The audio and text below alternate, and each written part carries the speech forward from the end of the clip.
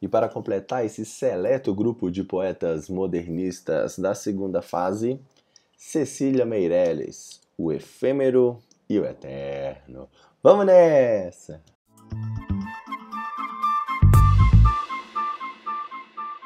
Fala aí, galera! Beleza? E aí, como é que tá? Ivo Júnior na área, trazendo mais um vídeo pra vocês. O vídeo de hoje, Cecília Meirelles, mano, uma das mulheres mais poderosas da história desse Brasil. Nem se fala da literatura, quiçá do mundo, quiçá do mundo. A gente vai conhecer um pouco mais da história de vida e da obra da Cecília Meirelles, além, é claro, de analisar um poeminha dela, O Primeiro Motivo da Rosa. Então vamos lá, vamos nessa, vamos nessa. Aí está ela, Cecília Meirelles. Nasceu em 1901 no Rio de Janeiro e também morreu em 1964 no Rio de Janeiro, né? Ela foi jornalista, pintora, poeta, escritora e principal, hein? Ela é do meu time. Ela foi uma professora e aí a carreira de magistério merece grande destaque na história de vida da Cecília Meirelles, tá bom? É um nome canônico do modernismo brasileiro, ou seja, ela é um dos expoentes do modernismo brasileiro na parte da poesia segunda fase, tá? Uma das grandes poetas da língua portuguesa, não só do Brasil, e ela é amplamente considerada a melhor poeta do Brasil.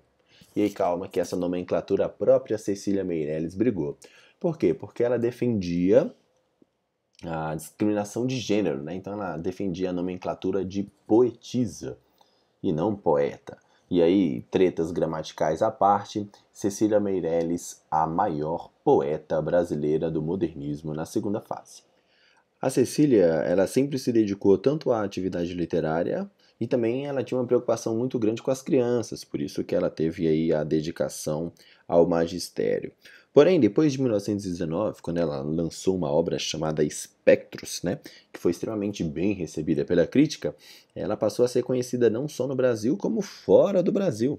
E aí ela passou a lecionar nas melhores universidades do mundo. Around the World, Cecília Meirelles. Então ela lecionou, por exemplo, aqui na Universidade do Distrito Federal, né? Passou a lecionar literatura luso-brasileira, era a disciplina que ela lecionava. E aí ela começou a fazer conferências e dar aula em Portugal, nos Estados Unidos, alguns países do Oriente e até na Índia. Cecília Meirelles, além de poetisa, né, ou poeta, como queiram, ela é muito caracterizada, né? Ela é muito conhecida por ser poetisa, por escrever poemas, mas ela deixou contribuições também no domínio do conto, da crônica e da literatura infantil, além do folclore. Vale a pesquisa, galera, vale a pesquisa dessa obra da literatura infantil que a Cecília escreveu. A obra chama-se Ou Isso, não, Ou Isto ou Aquilo, produção da Cecília Meirelles, da literatura infantil, muito conhecida e de grande valor literário, tá bom? Eu vou ler para o meu neném.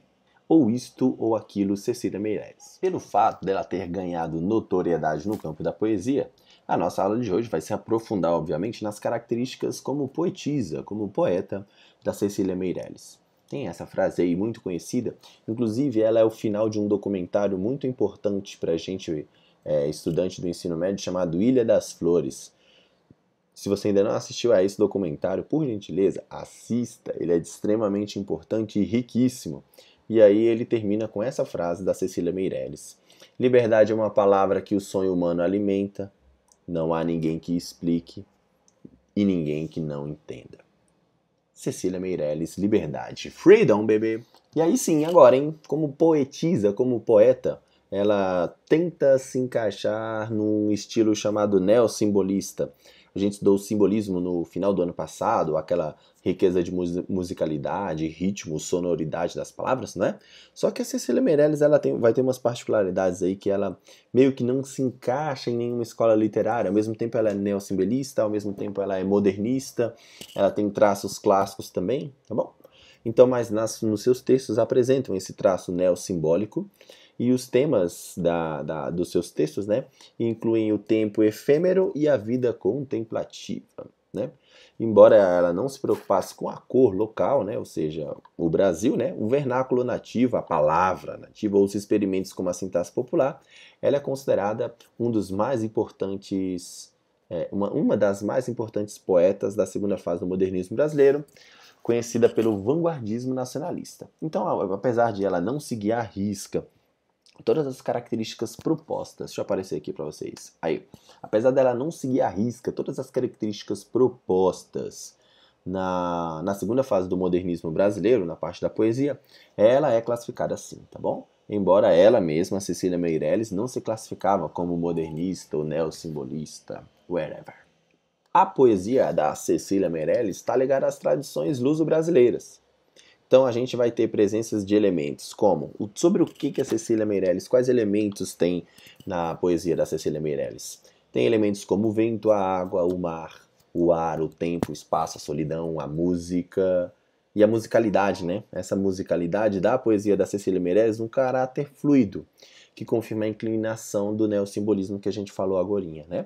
Então justamente a musicalidade e a sonoridade das palavras faz com que a poesia dela seja fluida, que ocorra naturalmente, que seja agradável e audível aos nossos ouvidos, e aí aproxima-se ao simbolismo e ao neossimbolismo, tá? Do ponto de vista formal, ou seja, da forma dos textos dela, né, ela tem uma cuidadosa seleção vocabular. O que é isso? Ela escolhe as palavras específicas e exatas para cada situação, né? Ela tem uma inclinação para a musicalidade, como já foi dito.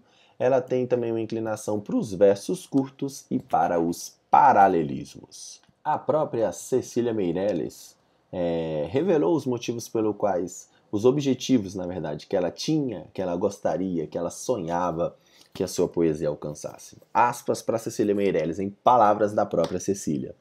Ela diz que ela escrevia poesias para acordar a criatura humana dessa espécie de sonambulismo em que tantos se deixam arrastar. Mostrar-lhes a vida em profundidade, sem pretensão filosófica ou de salvação, mas por uma contemplação poética, afetuosa e participante. Então, da obra Mar Absoluto, uma obra da Cecília Meirelles, ela escreve 5 poemas sobre a efemeridade do tempo. Efemeridade é igual a passagem rápida do tempo, igual esse motoboy do iFood aí, ó. Bum, passou rápido. Então, ela fala sobre a efemeridade do tempo e da vida. Ela escreve 5 poemas dentro desse livro, que é o Mar Absoluto, o nome do livro. E eu trago o primeiro poema aqui pra gente analisar, chama o primeiro motivo da rosa. Vamos lê-lo. Vejo-te em seda e néctar. Não, e nácar. Vejo-te em seda e nácar, e tão de orvalho trêmula, que penso ver efêmera. Toda a beleza em lágrimas pode ser bela e ser frágil. Meus olhos te ofereço, espelho para a face que terás no meu verso, quando, depois que passes, jamais ninguém te esqueça. Então, de seda e nácar, toda a de orvalho trêmula, serás eterna, e efêmero o rosto meu, nas lágrimas do teu orvalho e frágil. Cecília Meirelles. Para iniciar nossa análise aqui desse poema, vamos falar primeiro da estrutura do poema, né? Como a gente viu, o poema aí, ó, na primeira e na segunda estrofe, deixa eu abaixar aqui para vocês observarem a segunda estrofe também. Na primeira e na segunda estrofe aí, a gente viu que o poema apresenta versos regulares. O que são versos regulares? São versos metrificados. Apresentam métrica sólida, métrica firme e repetitiva. Há uma preocupação vocabular e uma preocupação formal de maneira geral no poema. Essas características são ausentes da poesia da geração de 1922. Lembra que eu falei que a Cecília Meirelles não se encaixa em nenhum perfil exato? Tem poemas que se encaixam, poemas que não. Nesse caso, seguindo os aspectos formais da poesia de 1922, ela não se encaixaria, por exemplo, né? Continuando agora a análise, mas não de aspecto formal, mas sim de significado, tessitura do texto, construções de significados, né?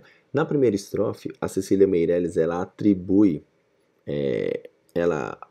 características à rosa para simbolizar essa efemeridade das coisas. Efemeridade é igual passagem rápida do tempo. E ela atribui à rosa 2 elementos. Seria a beleza e a fragilidade. Esses dois elementos são os elementos que caracterizam a efemeridade do tempo e da vida para Rosa, que é a nossa personagem principal do poema. O eu lírico, ao longo do poema, ele se identifica com a condição da Rosa. Qual a condição da Rosa? A condição que a Rosa vai morrer, a condição que a Rosa vai passar. Essa beleza da Rosa vai se extinguir um dia, vai acabar.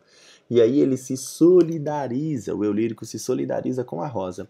E aí ele propõe uma maneira de trazer a eternidade para a Rosa. E como que ele faz isso? Por meio da poesia, por meio da linguagem. E uma das funções da linguagem, da literatura, né? Uma das funções da literatura, da linguagem, seria a metalinguagem, seria a função metalinguística. E aí, por meio da poesia, ele vai perpetuar, o eu lírico vai perpetuar essa beleza e essa fragilidade da flor eternamente. Então, mesmo que a flor, dentro da sua vida ali, seja efêmera, ou seja, a vida dela vai passar, por meio da poesia, a vida dela ficará eterna e perpétua. O eu lírico, ele se identifica tanto com essa condição da Rosa, que ele revela essa inquietude, né? E aí tenta fazer essa proposta aí de perpetuação da beleza da Rosa, só que ele acaba por associar a beleza da Rosa com ele mesmo, com o próprio eu lírico. E aí na última estrofe, quando a gente tem aí as partes falando assim, ó, efêmero o rosto meu é frágil, tá vendo aí? Ele transfere as características de efemeridade da Rosa para ele mesmo. E aí o eu lírico também compreende essa força avassaladora do tempo, e ele também entende que a efemeridade, essa passagem do tempo e da vida, também vai ocorrer com ele. E aí, o final do poema, a gente tem que levantar as hipóteses, né?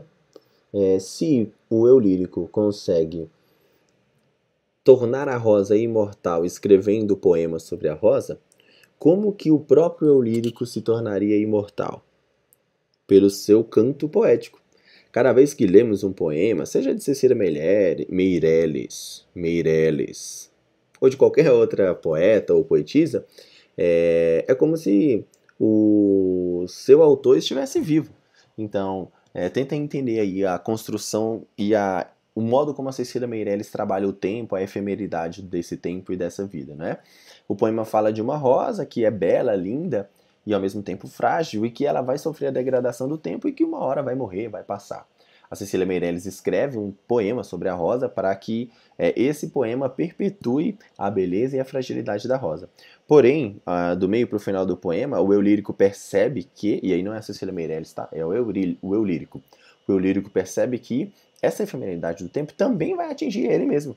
E como que a gente faz agora para tornar esse efeito temporal do poema menos agressivo para o eu lírico? A gente lê o poema.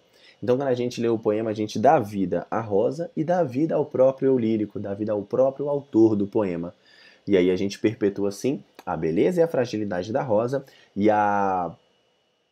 o caráter magnífico das poesias da Cecília Meirelles, autora desse poema. Viu que brabo, minha gente? Viu que brabo? Cecília Meirelles foi o tema da aula de hoje. A gente estudou um pouquinho sobre a vida e sobre a obra da Cecília Meirelles. Analisamos um poema chamado O Primeiro Motivo da Rosa. Provavelmente em outras aulas a gente analise outros poemas da Cecília Meirelles. A gente para por aqui. Eu agradeço demais a participação de vocês e o carinho que vocês têm comigo ao longo desses vídeos e dessas aulas malucas. Muito obrigado pela participação, espero de verdade ter ajudado um pouquinho nos seus estudos aí. E até a próxima. Tchau, obrigado!